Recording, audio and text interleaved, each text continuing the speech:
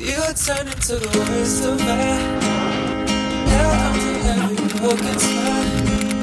I wish I never told you why I feel so close to us. Your hands still stay.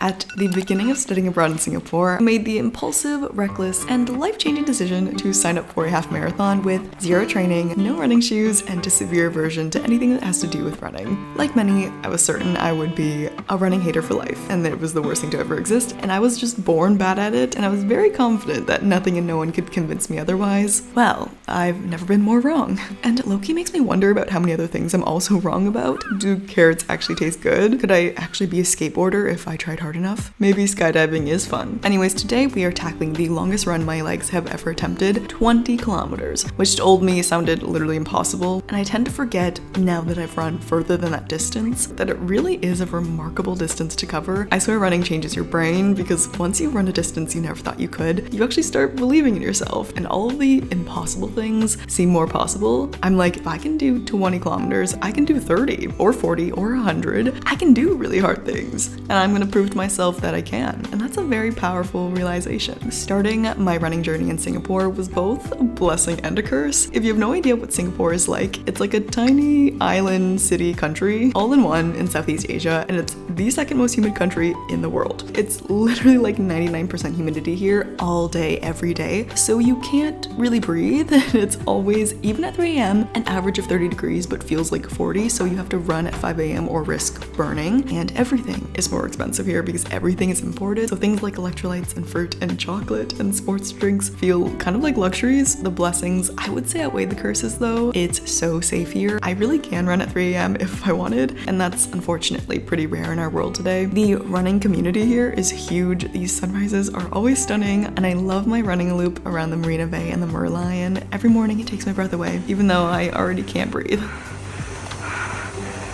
Oh my god. I can't believe I did it. Coming from the girl who said she hated running, I'm so thirsty. Water sounds like the most delectable thing in the entire world right now.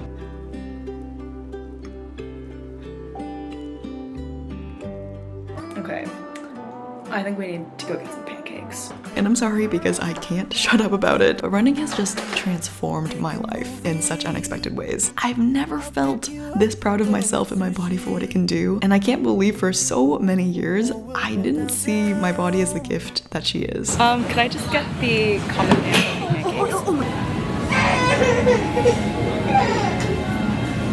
If you've watched me for a while, you would know I have struggled with food and body image ever since I was like 4 years old. So I've spent almost 20 years ignoring hunger cues and dieting and over-exercising and under-eating and binge-eating and going from one obsession to another and quite literally being held hostage by food rules and thinking my value and my happiness was correlated to how my body looked. I had accepted that as my life, that I would forever be in this battle, my body versus me. Like when it needed rest, I would move. When it was hungry, I didn't eat. When my body wanted sleep, I chugged energy drinks, and when it wanted to weigh more, I forced it to weigh less. The set point theory is pretty popular. It states that our bodies have a natural body weight range where they function and feel their best at, and your body will do what it needs to adapt to maintain that weight, like changing hormone levels that affect your appetite and metabolism. Essentially, your body will encourage you to eat more or less food to try to keep your body within that range, but instead, I would choose a weight and tailored my exercise and food and my life to maintain that weight instead of allowing my weight to be what it needed to be to support the life I wanted to live. I've never known what my body looked like, only what my body should look like. I've literally existed in every body type, in bigger and smaller bodies, overweight and very underweight bodies. I've had different bodies for different seasons of life, ones with lots of stress, worse mental health, less activity, more rest, and none of these bodies were ever good enough for me. In the past 2 years, I have slowly surrendered, and I'm beyond delighted to announce that the war is finally over, and I have made peace with this body of mine.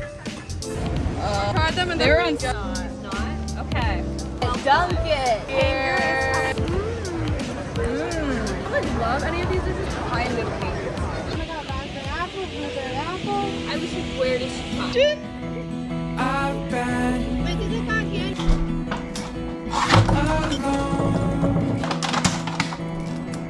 I stand healing my relationship with my body came from discovering what I valued beyond my body, making choices more focused around the life I wanted to live instead of the body size I'd like to live in. The problem for a while though was that I didn't know anything about myself or what life I wanted to live because my body and food and exercise had been my entire life for as long as I could remember. So I want to thank BetterHelp for sponsoring today's video because throughout all of this healing and self-discovery and figuring out what I want my life to feel like, therapy has honestly given me so much strength and hope and guidance along the way. Therapy for me has always just been this safe space where I don't really have to filter any of my thoughts or fears or struggles or ever worry about sounding stupid. And sometimes it just feels really good to get stuff off your chest and to talk about it with someone who actually wants to listen and asks questions and helps you better understand yourself. Starting therapy with BetterHelp is really easy. You just have to fill out a questionnaire and then you get matched with a therapist in less than a couple of days. One of my favorite things about BetterHelp is that if the first therapist you get matched with doesn't feel like the right fit, you can easily switch to another one until you find someone you feel like you really connect with. And I really love the flexibility because I get to choose a time that works for me, which makes prioritizing my mental health a lot easier. So if you think you'd benefit from a therapy session, you can click the link in my description or you can go to betterhelp.com/sun to get 10% off your first month of therapy. Okay, bye. Sometimes I think about how important it was for me to spend so long hating my body in order for me to love it. By the way, this was just my experience, not my advice, but like I had to experience the unhappy weights for me to recognize my body's happy one. If that makes any sense. But would it have been nice to just grow up with a healthy, wholesome, intuitive relationship with food and exercise and not be affected by diet culture and be naturally confident and kind to myself? Yes, it would have. But I also wouldn't be here talking to you if I didn't. Adding almond butter changes the game. Almond butter here is so expensive. It's like $15 for a tiny baby jar. But I couldn't stop thinking about it. Every time I'd walk into the grocery store, I was like, life would be so much better if I had some almond butter. So I finally did it. And my happiness level is so much higher. I needed to go on those diets and gain back all the weight I lost and more to know they didn't work. I don't think I would have valued health and peace and all the other aspects of who I am beyond what I look like as much as I do if I didn't overvalue my appearance for so long. I don't know if I'd care so much about my mental health if I didn't spend so long trying to get it back. And without my past, I honestly don't know if I'd have a YouTube channel. And only because of that past do I know with such certainty that actually everything tastes better than how skinny feels. Pastries, desserts, carbs, a life without food guilt, dinners without stress, breakfast instead of fasting, pasta instead of zucchini noodles. And I definitely think I'm so unbothered by my weight now because I've wasted too many of my waking hours obsessing over my food and my body and my weight. But I wasn't wasting, I was learning. Really chocolatey. One bite or two? One. No, two. It's hot!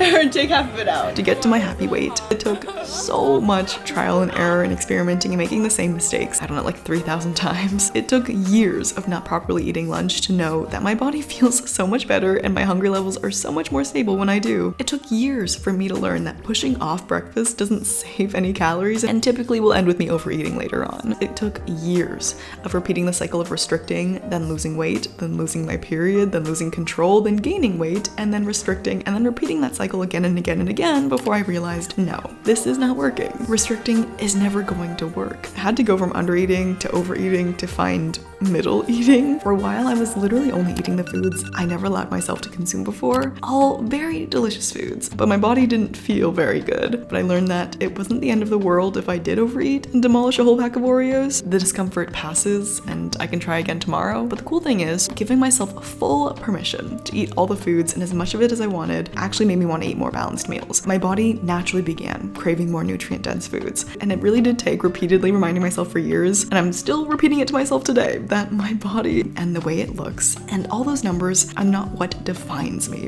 and have nothing to do with my value as a human. And all the faults I see in it and what I believe is lacking was taught to me, and it's my responsibility to unlearn that.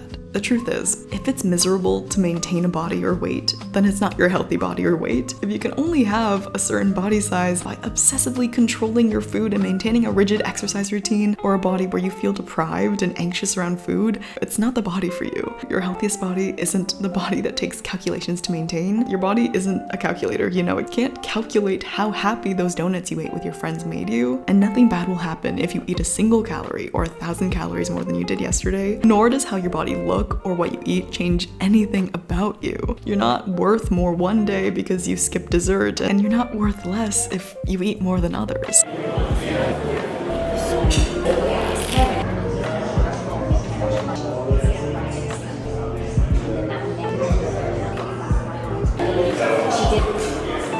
Okay, so super random, unrelated story. Singapore is one of the safest countries in the world, and I've never ever, not once in all my time here, felt unsafe. Not until this particular run. I found this bakery on Google Maps, okay? And I thought it would be fun to run there. About 5 kilometers in, Google Maps told me to run through this huge gated off graveyard park. Like, it was a massive park. And it had this sign out front that was like, enter at your own risk, no security cameras past this point. A part of me felt super sketched out and wanted to run home, but a larger part of me really wanted pastries. I'm running, there are massive tombstones everywhere, and at a certain point, Google wanted me to turn into a forest with no trail that was completely dark, and I was like, there is absolutely no way. So I assumed, you know, there had to be another way out. So I ran around for like 45 minutes in this graveyard. Every exit on Google Maps was closed off or just didn't exist. So the only options I had at this point were to run back where I came from and cancel my bakery plans, or run through the sketchy pitch black forest. So obviously, I chose the forest. Before I entered this forest, I saw a clan of humans living in tents made of tarps, and I made eye contact with a man who was peeing. I kid you not. Like, I don't know how I could possibly be making this up. And this, by the way, is very, very abnormal for Singapore. In this forest, there was no trail. It was like all rocks and roots and trees and random scattered graveyards, and there was like a red dye on the ground, and I cannot explain to you how horrifying this experience was. I kept thinking, like, if I screamed, literally no one would hear me. And I was getting very paranoid because it felt like at any moment the tarp people would just pop out of the trees and attack me. So I was like running for my life. I was like, this cannot be the way I die. Slightly dramatic, but also slightly traumatic. The good news is I didn't die, and I was rewarded with this stunning lake and some monkeys, and was still first in line for the baked goods. I was like, these pastries better blow my mind away. I've basically risked my life to get here. In all seriousness, please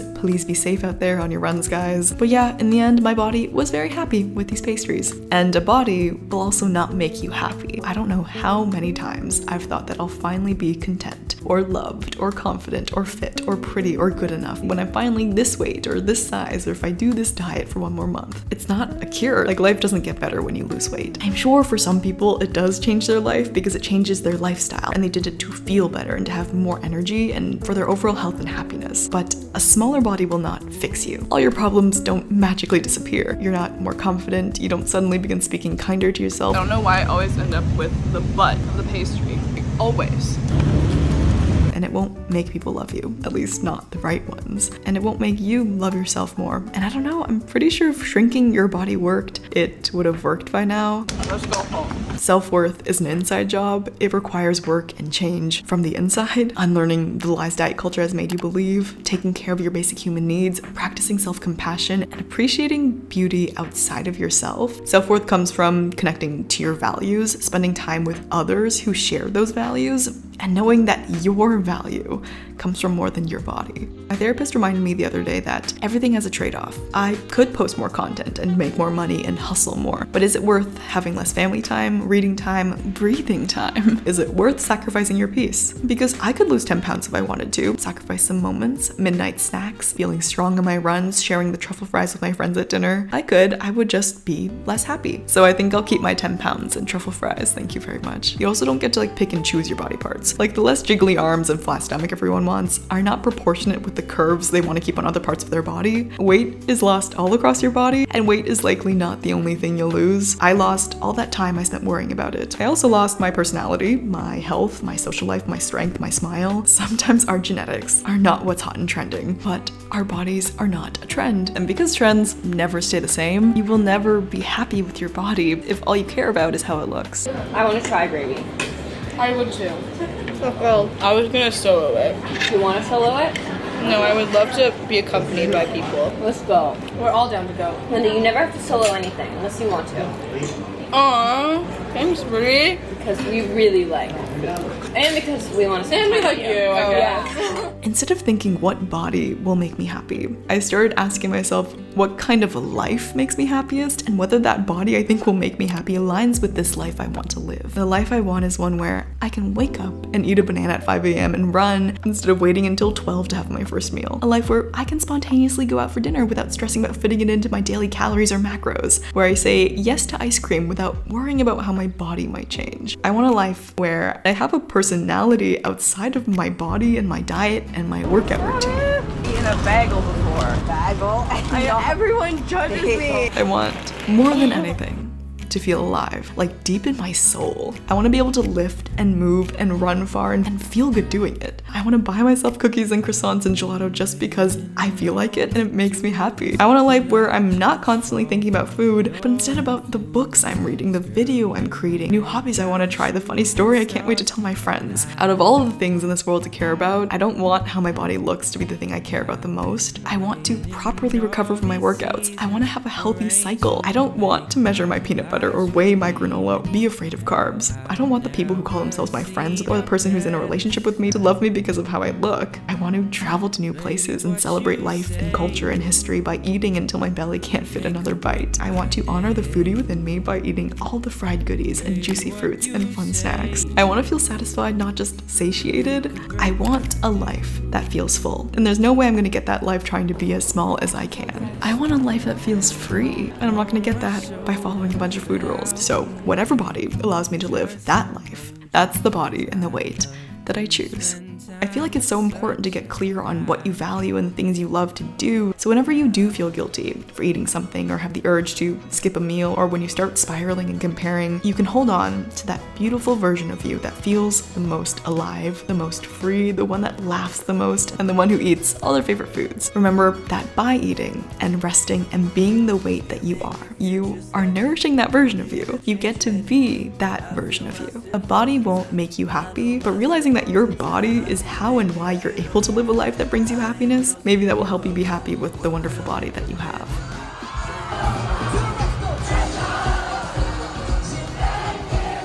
So maybe the answer in the end is working on a life you are excited to call yours, one that is so big and full and meaningful that there really is no reason for you to want to be smaller, and you realize you don't need to be in order to be happy. Get yourself that delicious looking pastry, say hi to the strangers you run by, set aside time to be creative, knit, paint, write, sing, take pictures without pressure for it to be good or to make it a full-time job. Just do it for the joy, the escape, the fulfillment. Move your body in a way that makes you feel energized and accomplished and grateful. Incredible audience. It has been an honor to play for y'all. Singapore. Have books to read and favorite TV shows and movies to rewatch. Surround yourself with people who make you feel comfortable and confident as you are. Eat your favorite breakfast every day until you get sick of it. Get both flavors of ice cream. Go join a dance club or run club or book club or cooking club. You know, it's harder to focus on your body when you have a whole life to focus on instead. And I'm so lucky this body of mine allows me to live this life. When we look at it that way, it's almost impossible not to appreciate her. And I'm not saying to love every part of your body. This may be crazy of me to say, but I really believe that I don't have to love how I look. Like when it comes to your parents or best friends or partners or pets or your future children, anyone you truly love, is the way their body looks a requirement for you to love them fully? Hopefully the answer is no. Our bodies are not our purpose in life. Your body does not exist for you to perfect it, which means loving how we look does not have to be the ultimate goal of our lives. Maybe the purpose of having our bodies is not to love what it looks like, but instead it's so you can experience the world and give and feel love and eat all the yummy foods and run and giggle and cry and scream and learn and read and explore. We definitely don't have a body, so we can spend years trying to shrink it, deprive it, control it, and punish it. They gave me the wrong butter, so I went back and they said they were out of almond butter, so they drenched my entire thing in peanut butter instead. Not complaining.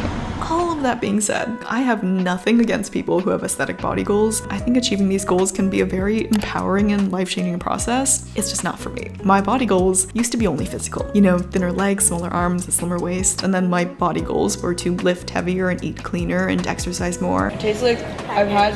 Yeah, that's what it. Okay, let me try this one. This looks packaged. Costco. Not those. My Costco fluffles look like this. But in time, my body goals have become rooted in compassion, respect, and health. The goals I have for my body are to eat enough, to get plenty of rest, to avoid body checking, to prioritize its comfort by wearing clothes that actually fit my body. I want to strengthen my muscles because my goal is to move pain-free and to still be able to do all my favorite activities when I'm old and gray. It's taking my iron pills regularly because I've always had low iron. It's scheduling alone time and nap time and solo dates so I can recharge my social battery. It's to manage my stress and anxiety levels, to stretch before my runs, and to eat dessert even if people around me aren't, and to nourish my body and my soul. And these body goals have added so much more value to my life. The older I get, the more I realize there's simply just more to life, and that health is truly a gift. It is a gift that I get to wake up every day and have a body that is healthy, pain-free, that can walk, run, train, heal, and feel. And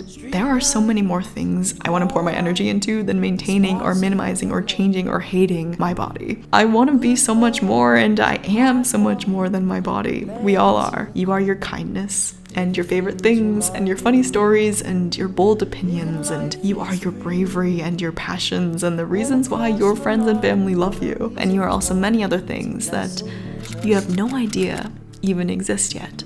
Honestly, I don't know how much I weigh and I don't want to know. I have stomach rolls and my arms are not lean and I have a triple chin when I read, and most parts of me jiggle, and I don't have the most feminine build, nor do I fit into most of my old pants, but I wake up excited to move. I can run more kilometers than my mind can even make sense of. I have energy to make friendships and have deep, meaningful conversations. I'm not afraid of food or feeling stuffed or gaining more weight. I really am not. I love that I eat dessert every night and I'm not constantly thinking about food. I laugh big, and my heart and my mind are at peace. And while it did take a couple of years, I really think it was all worth the wait.